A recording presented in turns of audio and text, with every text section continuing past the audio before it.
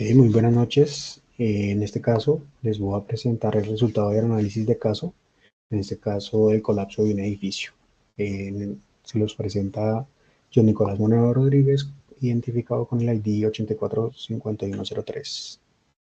En este caso vamos a resolver la primera pregunta: ¿por qué la estadística es útil para evaluar y analizar comportamientos de fenómenos como los sismos? En este caso, nos ayuda a identificar patrones. En este caso, al analizar datos históricos sobre magnitudes, frecuencias y réplicas, la estadística ayuda a identificar tendencias. Por ejemplo, se puede determinar en ciertas magnitudes si se repite con mayor frecuencia en zonas más probables.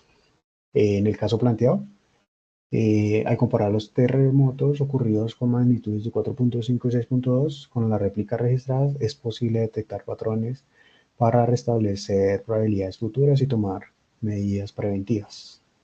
En modelación de riesgos, en este caso, la estadística nos permite modelar la probabilidad de ocurrencia en eventos sísmicos con base en un dato histórico. Esto facilita estimar frecuencias esperadas de terremotos, su posible magnitud y las zonas más vulnerables. En este caso, con un contexto de un edificio colapsado, estos modelos nos ayudan a anticipar riesgos futuros y diseñar edificaciones más seguras. En el análisis del impacto, en este caso las medidas estadísticas como la medida de las desviación estándar permiten cuantificar el impacto promedio de los sismos. En este caso es útil para evaluar medidas de construcción y reforzamiento necesarias en zonas vulnerables. Por ejemplo, si la magnitud promedio de los sismos en una región es de 5.6, las construcciones deben ser diseñadas para resistir estos eventos de magnitud o mayores. ¿Cómo pueden las medidas estadísticas ayudar a determinar las causas y consecuencias de un problema? En este caso, la identificación de patrones y relaciones entre variables. Con las medidas estadísticas, en este caso la medida de correlación y regresión lineal, permiten identificar relaciones entre diferentes factores. Por ejemplo, comparar la resistencia del suelo con la profundidad del nivel freático mediante análisis de correlación. En este caso, si se encuentra con una relación significativa, se podría sugerir un aumento del nivel freático que reduce la resistencia al suelo, lo que contribuiría al colapso de un edificio. Detección de anomalías y causas subyacentes, en este caso, medidas de dispersión como la desviación estándar ayudan a identificar datos anómalos que pueden ser clave en la búsqueda de causas. Por ejemplo, si uno de los puntos medios tiene una resistencia de suelo significativa, más baja que los demás, podría indicar que una zona débil que contribuyó al colapso. ¿Listo? Evaluación del impacto y consecuencias a través de promedios y distribuciones. En este caso, la medida y la mediana permiten determinar valores promedio, ayudando a cuantificar la severidad de un problema y su impacto. La priorización de acciones mediante análisis comparativo, en este caso mediante tablas de frecuencia y rangos, permiten identificar qué variables tienen mayor impacto y dónde enfocar los esfuerzos. Toma decisiones informadas con base en las proyecciones. Los modelos estadísticos permiten hacer proyecciones sobre futuras ocurrencias del problema, facilitando la toma de decisiones preventivas. ¿En qué, en qué forma un estudio probabilístico sobre un fenómeno puede resultar útil para explicar otros fenómenos similares? En este caso, con la identificación de patrones y tendencias comunes, la probabilidad permite detectar patrones repetitivos y frecuencias en fenómenos similares.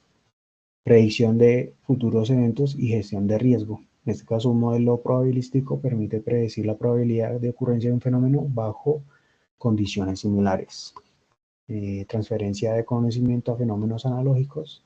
La probabilidad es útil para aplicar resultados de un fenómeno a otras con características probables. Mejor comprensión de relación causa-efecto. En este caso, la probabilidad nos facilita entender la relación entre variables en fenómenos complejos, incluso en situaciones donde no se puede establecer una causalidad directa. Optimización en la toma de decisiones bajo incertidumbre. En este caso, la probabilidad ayuda a las autoridades a prepararse mejor para escenarios futuros, asignando recursos eficientemente en función de riesgos calculados. Listo, en este caso, ¿por qué las medidas estadísticas son útiles para abordar las dimensiones del caso? En este caso, las medidas estadísticas nos permiten analizar tendencias y comportamientos de un histórico, por ejemplo, identificar si hay un aumento o disminución de población en la zona afectada, entender la dispersión de los datos, en este caso la desviación estándar de la resistencia del suelo indica la variabilidad de los puntos medios. En este caso es útil para identificar zonas más vulnerables, predecir riesgos y planificar mitigación. El análisis entre magnitud y terremotos y el número de réplicas ayuda a prever qué tipo de medidas estructurales deben implementarse.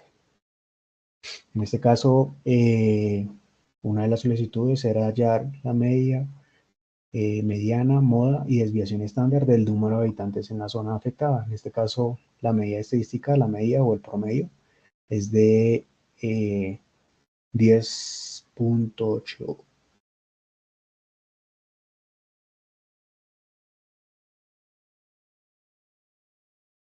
10.880 habitantes y en promedio hubo 10.880 habitantes por año en la zona afectada. ¿Listo? La mediana, en este caso 10.800 habitantes, y la mitad de los años tiene más de 10.800 habitantes y la otra mitad menos. La moda, en este caso, pues no se encuentra moda porque ningún valor se repite, por lo tanto no hay un número de habitantes predominante. ¿Listo? La desviación estándar en este caso es de 983.36 habitantes y en promedio los valores se desvían del promedio por 983 habitantes. En este caso también nos indican qué tendencia central y dispersión de las resistencias a la compresión del suelo. En este caso la medida estadística nos da un 12.6 MPa, en este caso es en megapascal.